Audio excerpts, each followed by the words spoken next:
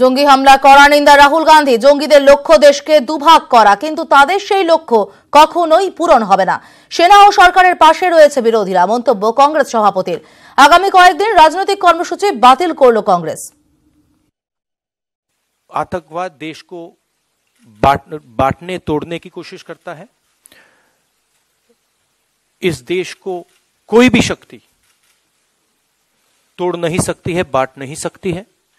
पूरा का पूरा ऑपोजिशन एक साथ हमारी सिक्योरिटी फोर्सेस के साथ और सरकार के साथ खड़ा है।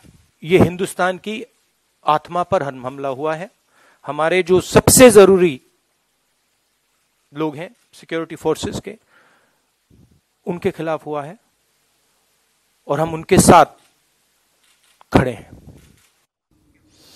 পুলওয়ামায় ভয়াবহ জঙ্গি হামলা। আজমল কাসব, সৈয়দ সালাউদ্দিন, জাকির মুসা, মাসুদ আজহাদের সঙ্গে একই সারিতে চলে এলো পুলওয়ামারই এক যুবক আদিল আহমেদ দার ওরফে ওয়াকাসকেই হামলার ভার তুলে দেয় জৈশে মোহাম্মদ।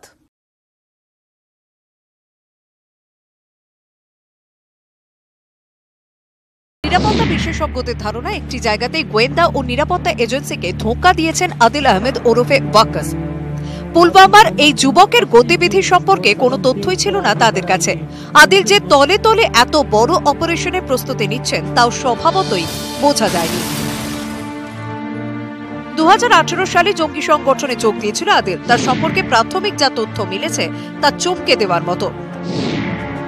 পুলওয়ামার গুন্ডিবাগের বাসিন্দা আদিল। আগে দুই ভাইয়ের সঙ্গে থাকতো সে। ক্লাস 8-এ পড়াশোনা ছেড়ে রাজমিস্ত্রির কাজ শুরু করে। 2016-এ কিছুদিনের জন্য নিখোঁজ হয়ে যায়।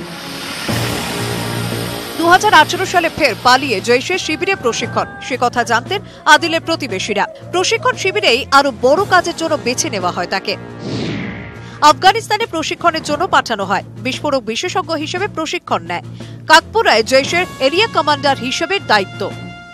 তারপরে পুলওয়ামায় হামলা সগর্বে যে কথা ঘোষণা করেছে জৈশে মোহাম্মদ। নিউজ 18 বাংলা।